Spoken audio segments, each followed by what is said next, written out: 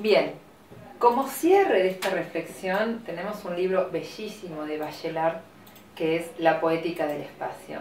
Bachelard nos va a llevar a un escenario fantástico. No está puesto como obligatorio porque presumo que ya lo conocen, pero bueno, algunas reflexiones como para traer algunos de los elementos que vamos a caracterizar me parecen importantes. Bachelard nos recuerda algo que tiene que ver con lo que estamos haciendo. La imagen es actualidad. Cuando referimos a una imagen, no estamos refiriendo a una idea de pasado. No, es una construcción inmediata y es muy interesante cuando él trabaja la poética, cómo él va a decir que en los poemas se permite la modernidad mostrar el dinamismo. Hasta ahora hemos criticado enormemente la forma en que el lenguaje y la mirada científica y de conocimiento nos lleva a tratar de fijar, de establecer, esa es la estructura de poder.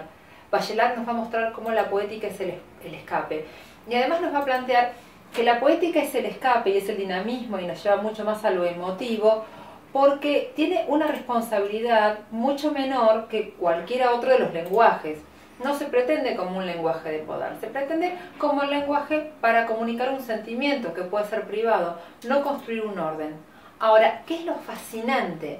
Que él, a medida que va analizando los espacios y caracterizando los lugares, nos va a mostrar que esta poética, este sentido común, esta poesía, este compartir, este sentido compartido de los espacios y los lugares y los recuerdos, pesa mucho más que la política. Y termina siendo muchísimo más constitutivo que la política.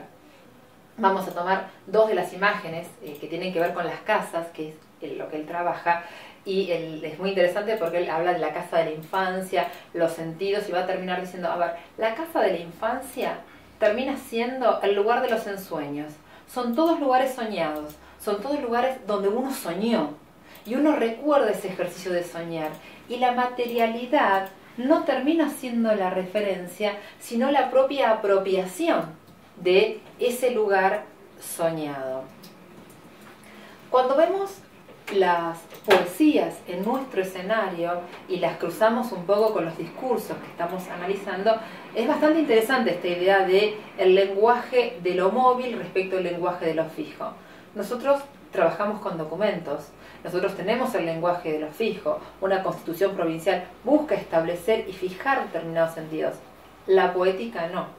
Y la poética se permite otro tipo de salidas.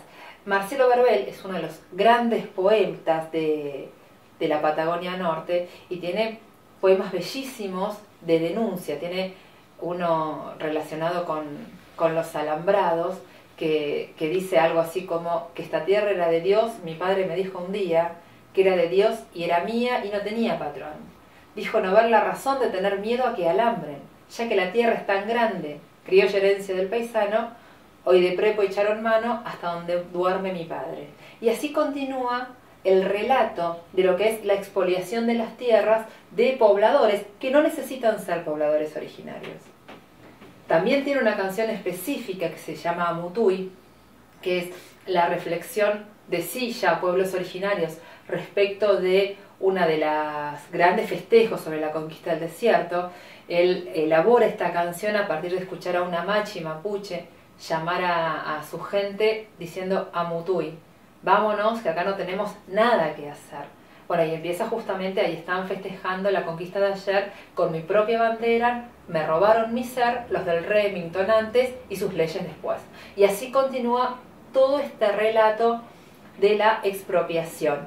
Esta libertad que encontramos en las poesías no la vamos a encontrar de la misma forma en las leyes y ni siquiera en los poemas oficiales.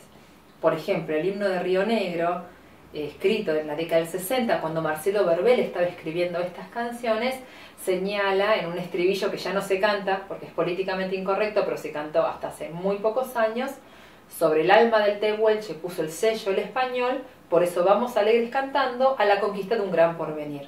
Digo, la misma idea del caballo respecto a los indígenas en el espacio chubutense. Es necesario marcar, matar, sellar, fijar, para poder construir ese nuevo desarrollo, eso digamos en términos de poética.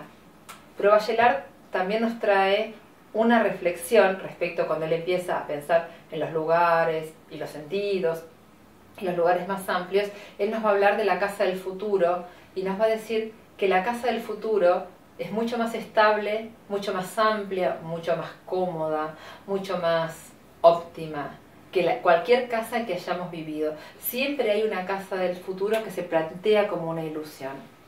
Y este elemento me parece central para terminar esta reflexión. Hay algo en el discurso del Estado Nacional que nos da esta idea de estabilidad. Y el propio Marcelo Verbel, en una canción que escribe a su provincia, que se llama de hecho Neuquén, Trabú Mapú, lo representa cuando él habla de Neuquén naciendo del compromiso de razas, de el dios Quenechen multiplicando panes, de Neuquén es compromiso, que lo diga la gente porque humilde y mestizo sigue siendo raíz, sigue siendo país. Y en esa poesía, todos los elementos de denuncia que tenemos en poesías que ha escrito muy poco tiempo antes y después, desaparecen. Cuando piensa en el orden provincial, cuando se piensa a él viviendo en esa provincia, resulta que el problema mapuche no es un problema, es constitutivo de la fuerza de la provincia, las estirpes que se juntan hacia un futuro. Eso es lo que va a decir el propio poeta. Y en este trabajo que podemos reconocer, en este deslizamiento en la poesía de Verbel, podemos encontrar los lugares de inestabilidad que nos atraviesan a nosotros, en nuestros propios sentidos del espacio. Hay algo del orden del sueño en relación a la casa que se vive. Hay algo del orden de la idealización en la casa que se imagina. Y en esa imaginación de las casas tenemos mucho más para pensar los elementos poéticos constitutivos de los órdenes provinciales que estamos discutiendo, que de hecho en las propias leyes o en las propias reglamentaciones. Ahí es más claro ver las contradicciones. La poética de Verbel nos permite ver las propias nuestras. Podemos denunciar, podemos quejarnos, podemos avanzar, caracterizar, reconocer subalternidades. Pero al momento de hablar de nuestro hogar, la poética nos atraviesa. Y somos eso, somos esa paradoja. Nuestra mirada tiene esa paradoja. No está bien ni está mal. Es. No hay forma de estar en un lugar absolutamente impoluto de cualquier nivel de tensión o de interés. Pero lo interesante es aprender a verlos. Y las herramientas que les proponemos tienen que ver con eso. En parte, lo que nosotros estamos viendo no son las paradojas del Estado, son las paradojas de nuestra propia mirada. Cuando los varones en la estepa hablaban de la tragedia de vivir y uno les preguntaba inmediatamente ¿y por qué usted vive acá?, los ojos cambiaban, la cara sonreía y empezaban a hablar de la paz, de la tranquilidad, de los amigos, de la sensación del paisaje, de los animales, de estos otros anclajes que dan sentido a la vida y que están permanentemente y que rápidamente se trasladan en los discursos de apropiación política como si ese ensueño fuese un resultado de la política, cuando lo podemos anclar en cualquier otra cosa menos precisamente en eso. Pero está ahí, y cuando Marcelo Verbel habla de su provincia y lo habla de esa forma, nos ubica en este lugar que queremos discutir.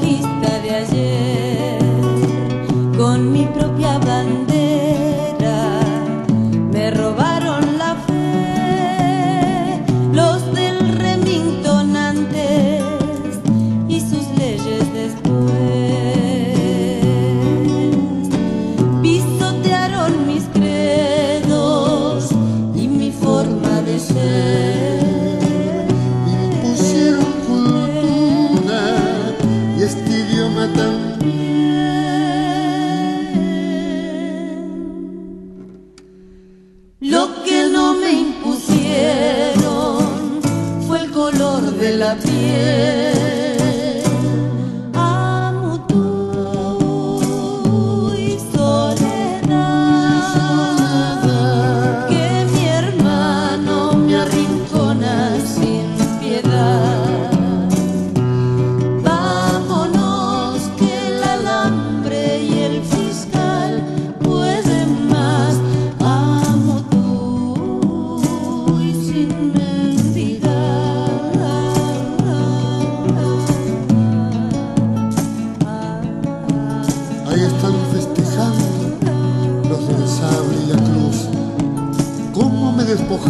fin